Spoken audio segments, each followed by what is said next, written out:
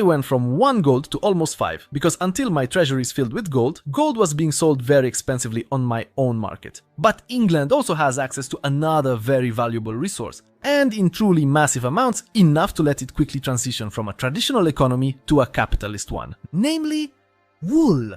As you can see, wool can be used for many things. In fact, it's the basis for a lot of expensive products. For example, we can use wool to make fine cloth. That's fairly costly when it comes to the wool itself, but it's very cheap for us since it exists in huge quantities here. And fine cloth is valuable for several reasons. Because we can trade it and profit from it, other countries have trouble supplying themselves with it. And we can also profit from taxes on the burghers who will start producing it domestically and paying taxes. The biggest fun though is with cloth itself, because cloth is also the basis together with wood for producing paper. And paper combined with dyes, I think, becomes the basis for producing books. Books for the next 100 years remain a scarce product, and very few countries can afford to produce them. England only needs to secure access to wood. We'll have to import it from Scandinavia or Russia, where there are massive supplies. Then we can produce very cheap paper, which allows us to make cheap books, spread them across the world, and earn tens of thousands of gold. Well, maybe I'm exaggerating, but definitely tens of gold at least. It's the same with fine cloth and with basic cloth.